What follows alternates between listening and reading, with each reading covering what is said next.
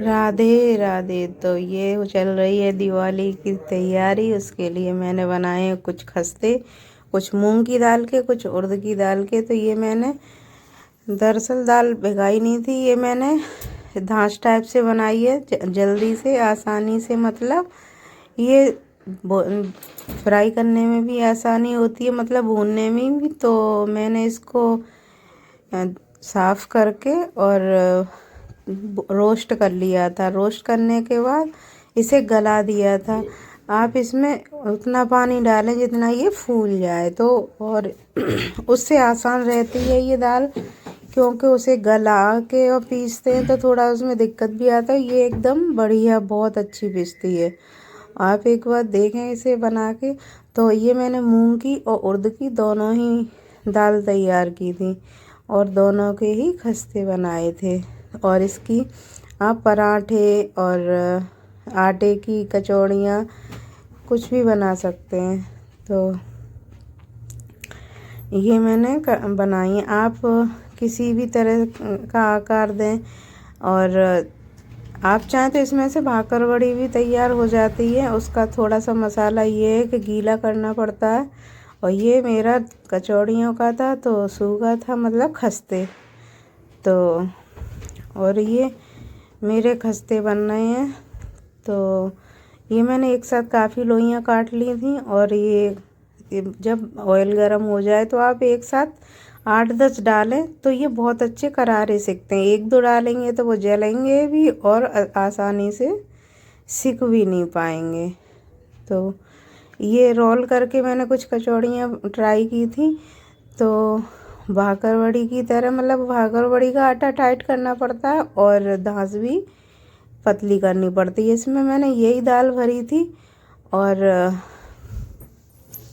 इधर ये दाल की कचौड़ियाँ एक तरफ सिक गई हैं तो मैं इन्हें उलट पुलट कर रही हूँ और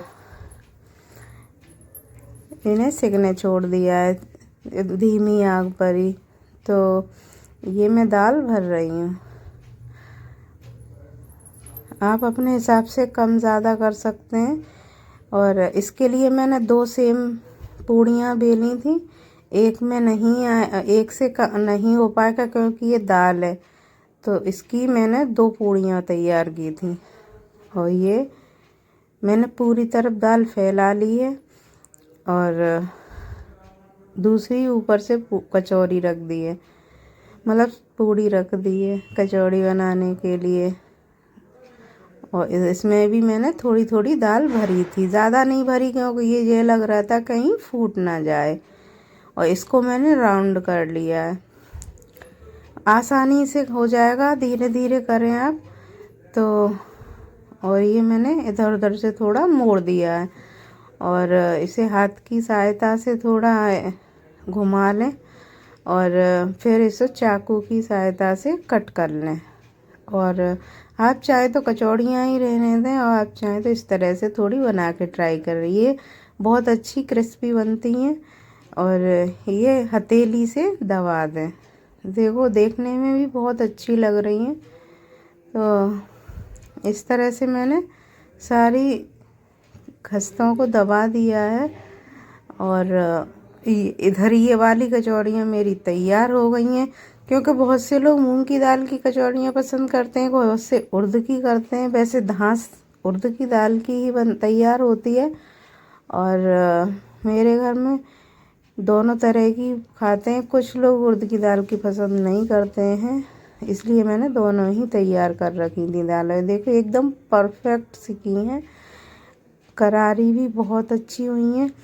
तो ये मैंने निकाल ली हैं। आप अपने हिसाब से जैसे भी चाहें आकार दे सकते हैं। और ये मैंने कुछ कचौड़ियाँ बनाई हैं, वो लंबी लंबी भटूरे की तरह सेक दी हैं। तो आप अपने हिसाब से बना लें। और ये आपका अगर दाल बचता है तो आप इसे स्टॉक करके भी रख सकते हैं 6-7 दिन के लिए, क्योंकि त्योहार तो 4-5 दिन का होता है। तो आप चाहें कभी भी बना लें, कभी भी तो बना सकते हैं। तो ये तैयार करके रख सकते हैं। तो और अगर इस दाल को एक साथ ही मतलब पीसना चाहते हैं तो ये महीनों भी चलती है। जब दाल पिसी होती है तो आसानी से आप 1 घंटे पहले गला दें और उससे खस्ते बन जाते हैं, तो इसलिए। और ये जो मेरी दाल बची है, मैं इसे कम से कम 8 दिन तक यूज़ कर सकती हूँ, फ्रिज में रख दूँगी, क्योंकि ये मेरी तैयार थी, भुनी थी तो। और ये अब खस्ते बन के तैयार हैं। राधे राधे।